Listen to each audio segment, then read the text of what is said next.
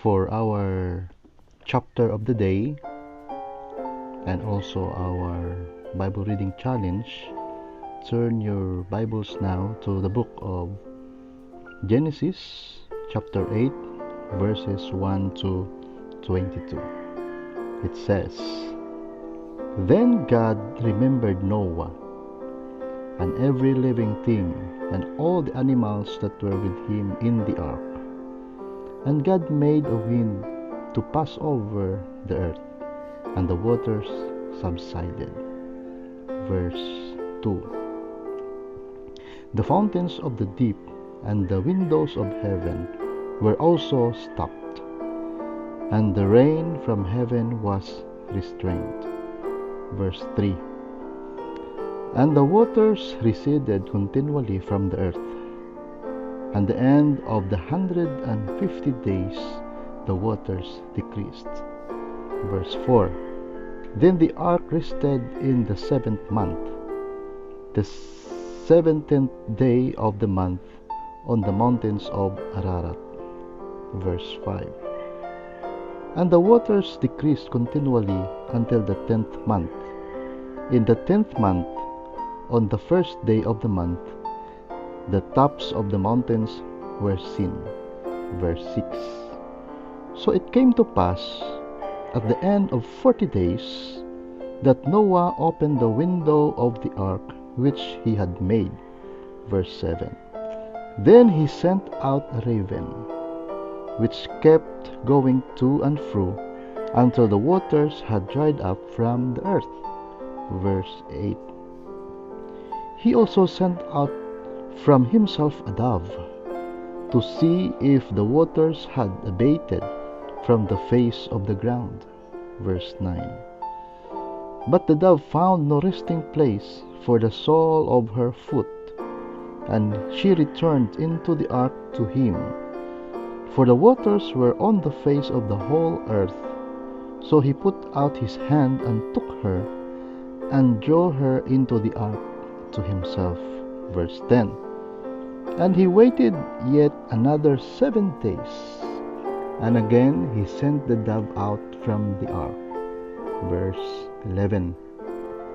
"Then the dove came to him in the evening, and behold, a freshly plucked olive leaf was in her mouth, and no one knew that the waters had abated from the earth." Verse 12. "So he waited yet another 7 days, and sent out the dove, which did not return again to him any more." Verse 13. "And it came to pass in the 601st year, in the 1st month, the 1st day of the month, that the waters were dried up from the earth, and Noah removed the covering of the ark, and looked, and indeed the surface of the ground was dry." Verse 14. "And in the 2nd month, on the 27th day of the month, the earth was dried." Verse 15. "Then God spoke to Noah, saying," verse 16, "Go out of the ark, you and your wife, and your sons' wives with you." Verse 17. "Bring out with you every living thing of all flesh that is with you, birds and cattle, and every creeping thing that creeps on the earth, so that they may abound on the earth, and be fruitful and multiply on the earth." Verse 18. "So Noah went out, and his sons and his wife and his sons' wives with him." Verse 19. "Every beast, every creeping thing, every bird, and whatever creeps on the earth, according to their families, went out of the ark." Verse 20.